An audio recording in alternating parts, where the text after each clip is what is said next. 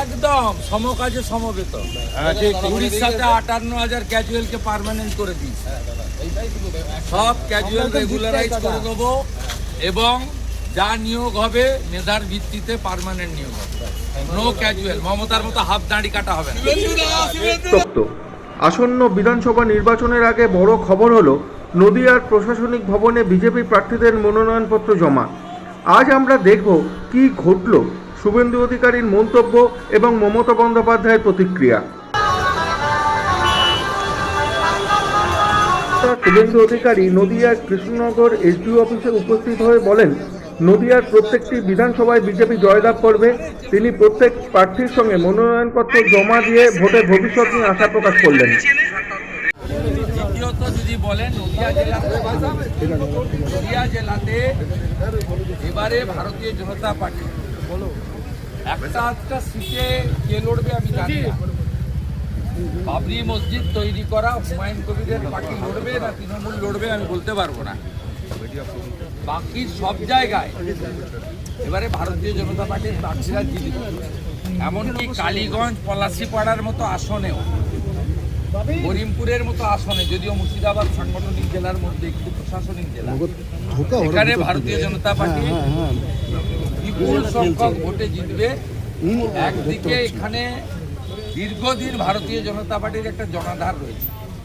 জলুবাবুকে এখানে 98-99 সালে মানুষ এমপি করেছে এই জায়গাটাতে, এবং গতবারেও যে আমাদের অমৃতা রায় রানীমা মাত্র 54,000 ভোটে হেরেছে, তাও এসএম স্বাধীন 1,81,000 ভোট কাটার জন্য। তখন এসআইআর হয়নি।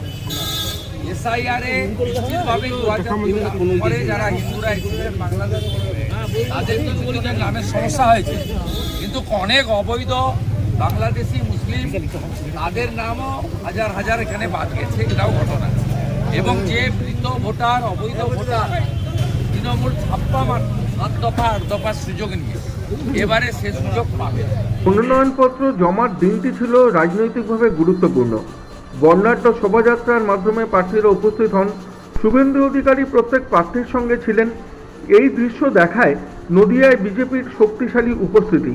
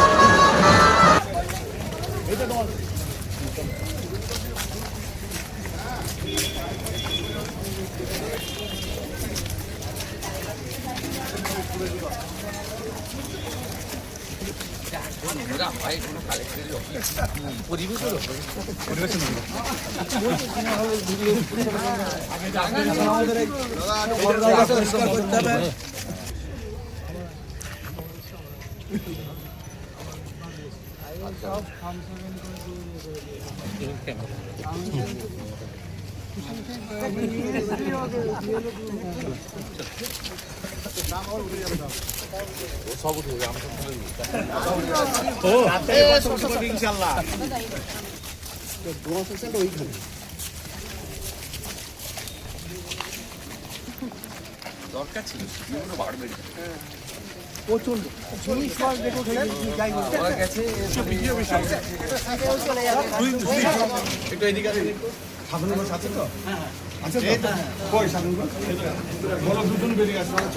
দাদা ভালো আছেন?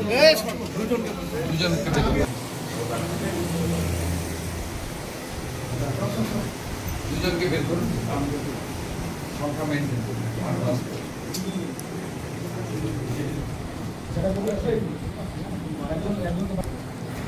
আরে মাঝখানে আছে ছবি চলে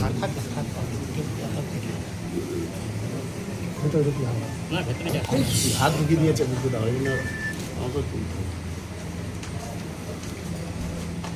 দাদা। একটু এদিকে ঘুরে, এদিকে একটু ঘুরে, একটু ঘুরে এদিকে, এদিকে একটু গেছে, একটু গেছে।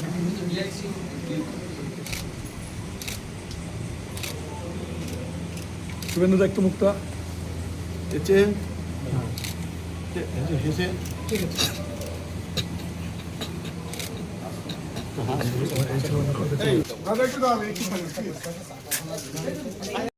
একটা বিজেপি শাসিত রাজ্যে তাই হয় রেলে। এসএসসি পিএসসি সবগুলো হ্যাঁ ভাই, কার্বন কপি 72 নাম্বার পেলে 72 বদল করতে হবে।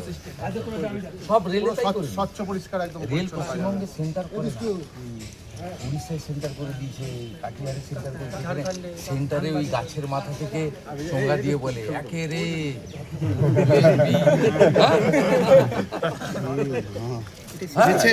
দেখবে এক্সাম সেন্টারের বাইরে বড় বড় গাছ, নারকেল গাছ, এই গাছের মাথা থেকে চোঙ্গা ফুকে ফুকে বলে সত্যি তারা। হ্যাঁ, ভয়ঙ্কর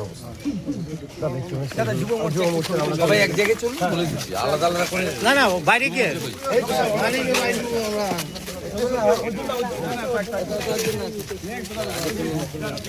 এই ইয়ে তন্ময় দা শুনে নাও না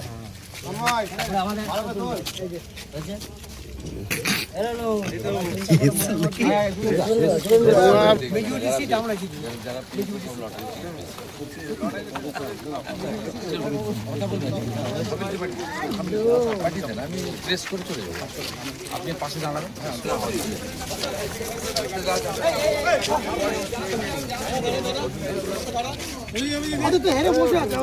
না না আমি দাদা একটা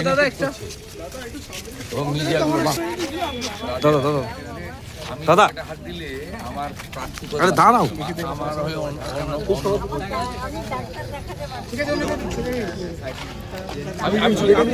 আমি চলে যাই।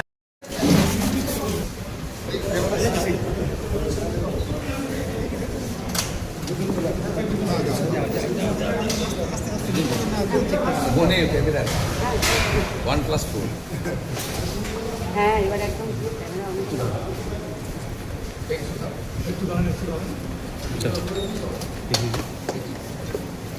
ওরে বাবারে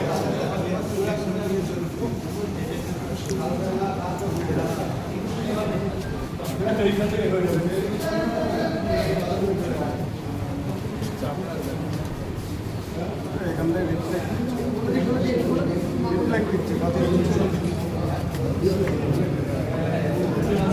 একটু ঘুরে দাদা, একটু ঘুরে এদিকে এদিকে উল্টো দিকে দাদা ঘুরে দাও। সামনেটা একটু ঘুরে বলুন না, ঘুরে বলুন। সরে যান, আপনি সরে যান দাদা, আপনি সরে যান দাদা, আপনি সরে যান। আর কি ছিল আরেকজন? আরেকজন বাইরে থাকলে না না আমি এখানে দাদা বাইরে বাইরে ভালো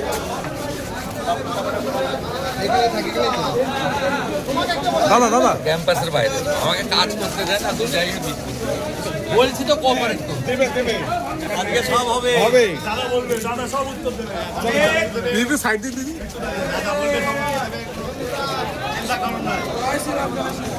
তো হয়েছে, তুই কত নিবি আর সত্য পাচ্ছি না।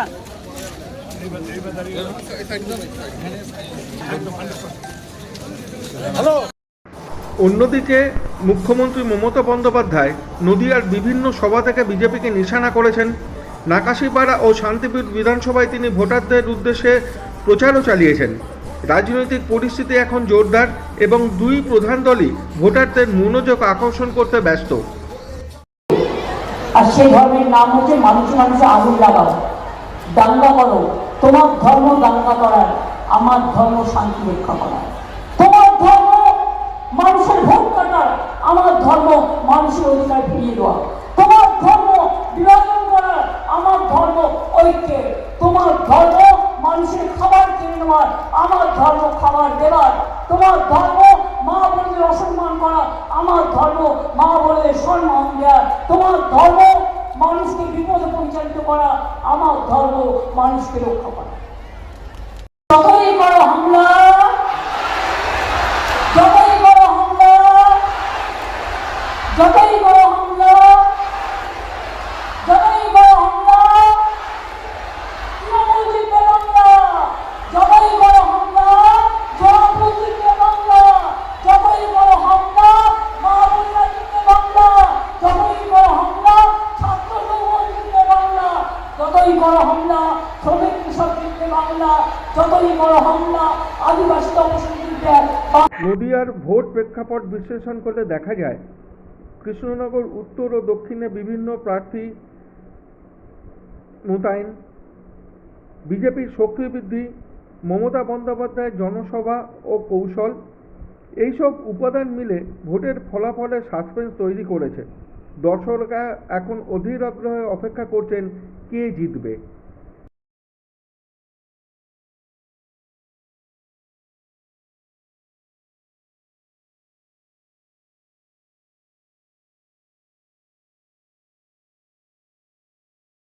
अच्छा कदम उठाया, वहाँ का टीएमसी का प्रत्याशी उनके खिलाफ एफआईआर दर्ज किया, उनको अरेस्ट होना चाहिए।